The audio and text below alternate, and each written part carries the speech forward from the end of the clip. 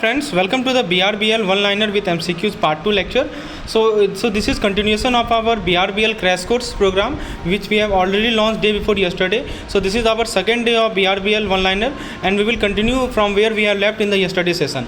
So let's continue our discussion. The three benefit which candidates who have enrolled in our crash course are getting. The first benefit is that daily I am providing such type of videos where questions are discussed and simultaneously we are discussing MCQ. Furthermore, they are also getting MCQs, daily MCQs assignment which they have to solve, and finally on the weekend we will provide mock test.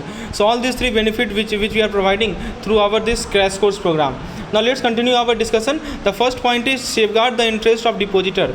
So Act ensures that the bank are financially sound and the depositor money is safe. जैसे Act में कहा गया है कि bank को एक certain amount of capital maintain करना है. नेक्स्ट पॉइंट है to develop banking institution on sound line. ये बैंकिंग रेगुलेशन एक्ट 1949 का ऑब्जेक्टिव के बारे में बात किया जा रहा है. तो मतलब एक्ट जो है प्रमोट करता है हेल्दी और एफिशिएंट बैंकिंग सिस्टम को. तीसरा पॉइंट है attune the monetary and credit system to the larger interest and priority of the nation. मतलब क्या हुआ कि जो एक्ट है वो इंश्योर करता है कि बैंकिंग सिस्टम जो है गवर्नमेंट के इकोनॉमिक और सोशल पॉलिसी को सपोर्ट करते हैं. ठीक है, तो की सेक्शंस के बारे में बात कर लेते हैं. सेक्शन 5 जो है बैंक को डिफाइन करता है एक ऐसा कंपनी जो कि डिपॉजिट को एक्सेप्ट करेगी पब्लिक से और पैसा लैंड करेगी.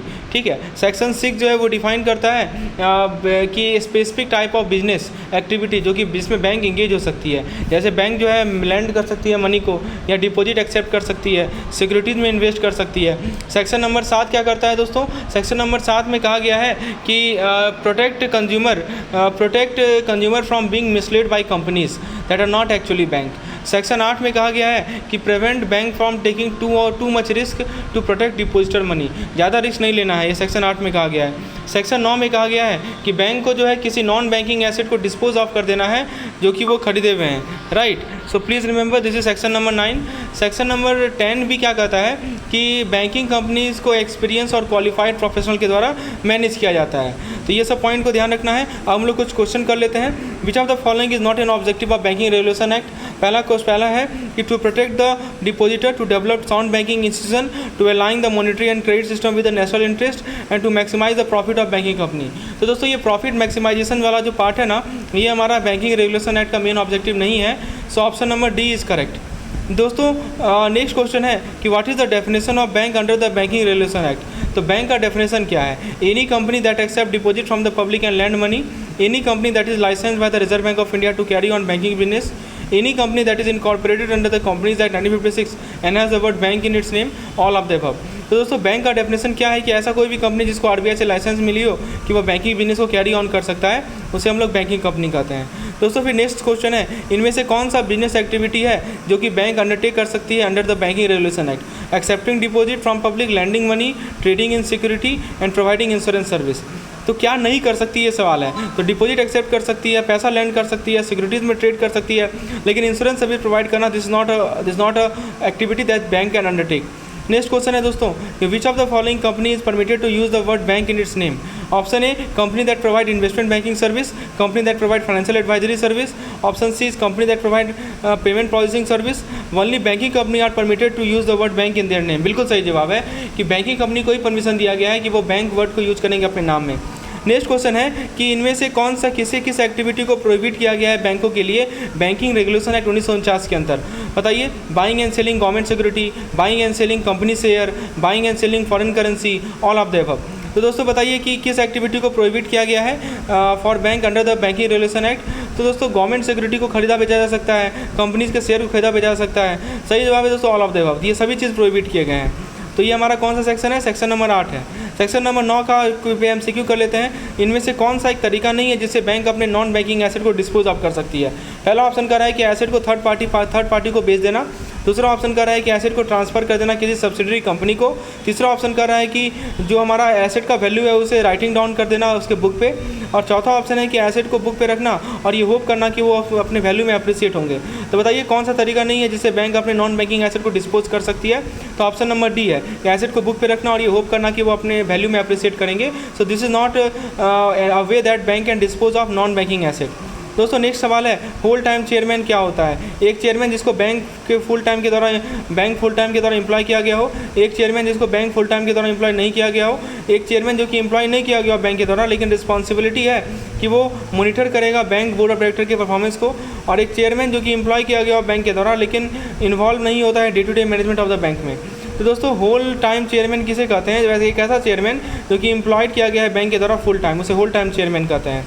दोस्तों आपके लिए CIB का क्रैश कोर्स है, तो ये जो वीडियो आपको मैं प्रोवाइड कर रहा हूँ ये फुल वीडियो आपको, आप यदि चाहते हैं इस प्रकार का फुल वीडियो हर एक यूनिट का, तो आप हमारे क्रैश कोर्स में इनरोल हो जाइए। क्रैश कोर्स का डिटेल आपको मैं बता देता हूँ। आपको दोस्तों unit wise PDF, unit wise MCQs PDF, unit wise theory PDF, इस तरह का वन लाइनर PDF और वीडियोज़, साथ ही साथ हर एक चैप्टर का वीडियोज़ आपको मिल जाएगा, न्यूमेरिकल एक्सप्लेनेशन वीडियोज़ मिल जाएगा, मॉक टेस्ट मिल जाएगा, यानी दोस्तों फुल्ली प्लेजेड आपका प्रिपरेशन हो पाएगा इस क्रैश कोर्स के माध्यम से। और दोस्तों आपको मैं 45% का डिस्काउंट भी प्रोवाइड कर रहा हूँ, आप एक कूपन कोड को यूज़ कर सकते हैं इस पार्टिकुलर कोर्स को एक्सेस करने के लिए। तो एक्सेस करने के लिए आप हमारे ऐप को इंस्टॉल कर लें, ऐप के स्टोर सेक्शन में जाइए, वहाँ पे आपको ये कोर्स मिल जाएगा। आगे बढ़ते हैं दोस्तों, बैंकिंग रेगुलेशन एक्ट 1949 में एडिशनल की सेक्शन की बात करते हैं, तो सेक्शन 10BB है। इसमें RBI को पावर दी गई है कि वो चेयरमैन को अपॉइंट कर सकता है। तो दोस्तों बताया जा रहा है कि जो बोर्ड ऑफ डायरेक्टर है, जिसको बोर्ड ऑफ डायरेक्टर, देखिए इसमें सेक्शन 10BB में क्या है वो मैं आपको थोड़ा समझा देता हूँ कि सेक्शन 10BB में दोस्तों कहा गया है कि RBI जो है अपॉइंट कर सकती है चेयरमैन को या मैनेजिंग डायरेक्टर को बैंकिंग कंपनी का, यदि उसे लगता है कि ये ज़रूरी है ऐसा करना ताकि डिपॉजिटर के इंटरेस्ट को प्रोटेक्ट कर सकें। सेक्शन 14 जो है वो प्रोहिबिट करता है बैंक को कि कोई चार्ज को क्रिएट करे कि अपने अनपेड एक्टिव कैपिटल पे। इसका मतलब बैंक जो है अपने अनपेड कैपिटल को लोन को सिक्योर करने के लिए या दूसरे लायबिलिटी के लिए यूज नहीं कर सकती। ऐसा इसलिए क्योंकि RBI बिलीव करती है कि बैंक अपने पेड अप कैपिटल को यूज करे अपने बिजनेस एक्टिविटी को सपोर्ट करने के लिए। तो करने का मतलब कि बैंक अपने अनपेड कैपिटल को यूज नहीं कर सकती लोन को सिक्योर करने के लिए या लायबिलिटी को सिक्योर करने के लिए। नेक्स्ट है हमारा सेक्शन नंबर 15। ये सेक्शन बैंकों को रोकता है कि वो डिविडेंड पे करेगा अपने शेयर होल्डर को जब तक सारे कैपिटलाइज एक्सपेंस को रिटर्न ऑफ ना कर लिया जाए। क्या मतलब हुआ दोस्तों, ये कैपिटलाइज एक्सपेंस वैसा खर्चा होता है जो कि इनकर होता है बैंक को बैंक के फॉर्मेशन के दौरान या अपने बिजनेस के एक्सपेंशन के दौरान। तो RBI बिलीव करती है कि बैंक अपना डिविडेंड अपने प्रॉफिट से ही पे करे, अपने कैपिटल से पे ना करे।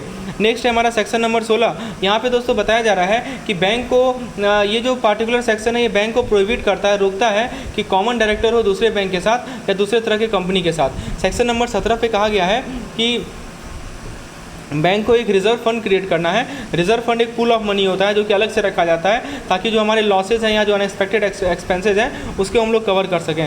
सेक्शन नंबर 18 दोस्तों कहा जा रहा है कि बैंक को एक certain amount of cash reserve maintain करना है। कैश रिजर्व वो कैश का अमाउंट होता है जो कि बैंक अपने हाथ पे रखती है, होल्ड ऑन हैंड। तो RBI जो है minimum level of cash reserve को सेटअप करती है जो कि बैंकों को मेंटेन करना होता है। सेक्शन 20 में कहा गया है कि आपका जो रिस्ट्रिक्शन है किस तरह का लोन और एडवांस बैंक कर सकती है। जैसे बैंक को प्रोहिबिट किया गया है कि वो पैसा अपने डायरेक्टर को दे या कंपनी को दे जो कि उनके डायरेक्टर के द्वारा कंट्रोल किया गया हो। सेक्शन 20A में कहा गया है कि बैंक को रेस्ट्रिक्ट किया गया है कि वो डेब्ट को रिमिट करे। इसका मतलब बैंक जो है डेब्ट को राइट ऑफ नहीं कर सकती बिना RBI के अप्रूवल का। तो इसे डिज़ाइन किया गया है ताकि हम डिपॉजिटर को प्रोटेक्ट कर सकें और ये इंश्योर कर सकें कि बैंक को रिस्पॉन्सिबल मैनर में मैनेज किया जा रहा है। सेक्शन नंबर 21 में कहा गया है दोस्तों कि RBI के पास पावर है कि वो कितना बैंक एडवांस कर सकती है उसे कंट्रोल कर सके। मतलब RBI लिमिट सेट कर सकती है उस पैसे पे जो कि बैंक जो है कुछ सेक्टर ऑफ इकोनॉमी को लैंड कर सकती है या इंडिविजुअल बोरोवर को लैंड कर सकती है। सेक्शन 21A में कहा जा रहा है कि ये कोर्ट को रोकता है कि वो इंटरेस्ट रेट को स्क्रूटनाइज करे जो कि बैंक चार्ज कर रही है। इसका मतलब कि बैंक जो है अपना इंटरेस्ट रेट खुद से सेट कर सकती है। सेक्शन नंबर 22 में कहा गया है कि बैंकों को RBI से लाइसेंस लेना होगा। ठीक है, ये सब पॉइंट है। तो होपफुली आपको सेक्शन वाइज समझ में आ गया होगा क्या क्या पॉइंट है। अब कुछ MCQs कर लिया जाए।